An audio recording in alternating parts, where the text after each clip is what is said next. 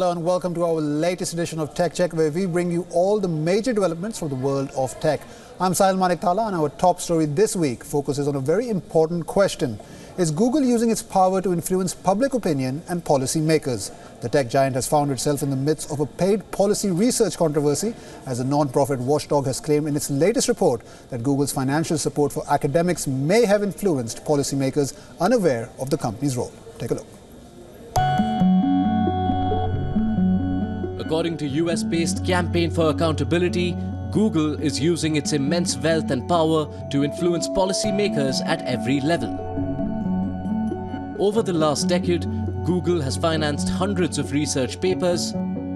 The academic researchers allegedly funded by Google appear to support the company's business interests and defends it against regulatory challenges such as antitrust and anti-piracy. Campaign for Accountability has so far identified 329 research papers published between 2005 and 2017 on public policy that Google had funded. These studies and research have been authored by academics and economists from some of the world's leading institutions, including Oxford, Edinburgh, Stanford, Harvard, MIT, and the Berlin School of Economics. According to the report filed by CFA, in more than half the cases, the academics who did the study were directly funded by Google, and in the rest, they were funded indirectly by groups or institutions supported by Google. The CFA has asked Google-funded academics to disclose their source of funding to ensure their work can be evaluated in context. Bureau Report, WION. Now, to get some more perspective on this, let's go across to my colleague and our tech correspondent, Ankit Tuteja. Ankit, make us understand what this report by the CFA is all about. I mean, this is a very strong accusation that they're making against Google.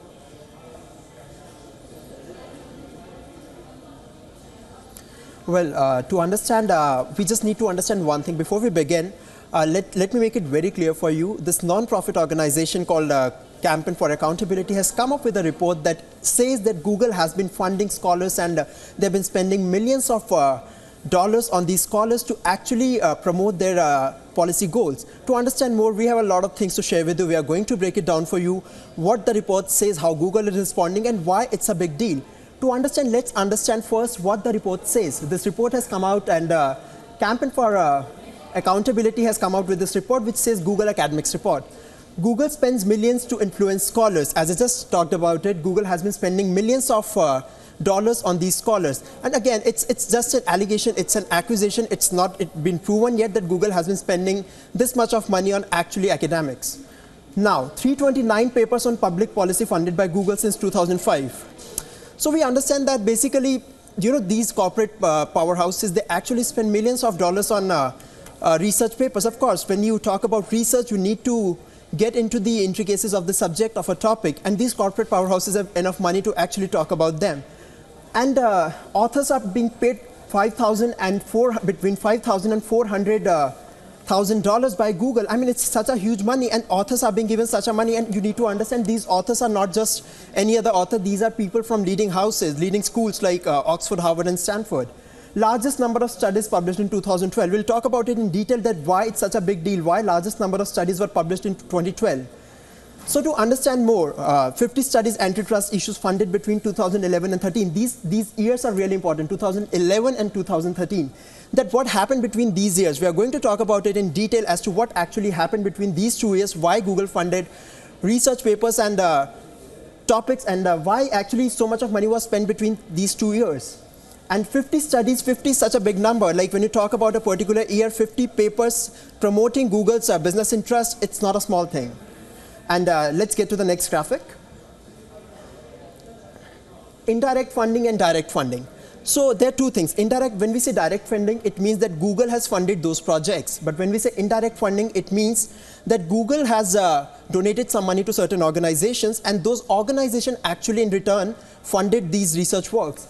So of 329 of total research papers that were funded by Google, 179 belong to the direct funding category, while 150 belong to the indirect funding category. So why this number is, if you compare the numbers, 150 and 179, around 60% of the research works, around 60% of the academics were actually funded directly by the Google. And this is where Google is responding that why it's highly misleading. Google has responded to it saying it's highly misleading, but why we'll talk about in detail. But first we need to break down the numbers. We need to understand why this report is such a big deal. Let's go to the next graphic and understand why 2011 and 2013 were key years for Google, why a lot of research papers were actually published between these 2 years. So if you take a look at the graphic, you need to understand. This is 2011, this is 2012 and 2013. The largest number of papers were published between in 2012, and as I mentioned, 50 papers were published. But this is a yearly representation of Google-funded studies on antitrust issues. So when it comes to antitrust issues, these many papers were actually published in 2012. And let me tell you, this is the same year when EU regulators and US regulators actually were investigating into antitrust issues against Google. This was the same time and research papers came out and they were actually promoting business interests of Google. So this was the same time when 2012 was the same time when actually a lot of papers were published. But when you see there is a downfall, like 2012, this is the graph, this is the bar graph, and 2013, there's clearly a downfall in terms of the number of papers that were published. And this was a reason because EU and FTC, they actually shut down their investigation. They were not probing into Google's antitrust cases anymore. But again, if you take a look again to 2015, why there was a spike. In 2014, it was going down. The number of research papers were not as they were in the year 2012. But in 2015, what happened that there was such a sudden spike again? This was the same year when actually EU formally pressed charges against Google. Antitrust charges against Google were formally pressed by European Commission in 2015. And again, if you see, this is not a coincidence. It could be a coincidence, but again, if it's a pattern, it cannot be a coincidence. Moving on to the next graphic. So this is what Google has been funding. And when we talk about now, report has come out, acquisitions have been made. But what is Google's response to the report? That is very important to understand because Google has been clearly saying that this report is highly misleading. Google says, the one point that Google has made is, before we understand that why Google is proud of strong relation with academics, let me just make you very clear that Google says that the organization who we donated money to and who are supporting these research papers have also been included in this list of like research papers that have come out from Center for Campaign for Accountability. Policy fellowship programs clearly listed. So Google has a point. We understand, we support research papers, we want people to research on different subjects, and we have been supporting these papers in academics. But the point is, it's clearly listed on our website that why we are supporting. We are not secretly funding any research paper. And Google has been clearly saying that people, the academics, the scholars who have been mentioned in the list by Campaign for Accountability, they themselves have criticized Google on various occasions, be it in terms of antitrust, anti-copyright, or for that matter, net neutrality. So Google, and if you look at the blog by Google, the response is very snobbish. It's at the same time is very funny, and proud of our programs and their integrity. Google is one thing that Google is making very clear that we have not been secretly promoting any research paper. We are not trying to protect our business interest models. We are not doing any unfair business practices, and therefore we are proud of our programs and their integrity. Okay, Ankit, well, thank you for those comprehensive details there, but let me quickly ask you a question here. I mean, what are the implications if this is actually true? Because if this is true, if Google is actually influencing policymakers, then it's up there with, big oil companies and tobacco. So this is a very, very serious allegation, to say the least. So Sahil, one thing very clearly I want to make it here. So what has happened is the report has come out. Whenever such a report comes, there are charges made, there are accusations that are made against the company, and then probes happen. Unless there is no report, there are no accusation, regulators, or for that matter, European Commission or US regulators, they won't make any probe into these matters. So it has basically set a platform for the regulators to actually start a probe. And if this turned out to be true, then it's going to be a major blow to Google's reputation at the same time, because a few weeks ago, Google was actually slapped with a fine of $2.7 billion by the European Commission for favoring its own shopping service.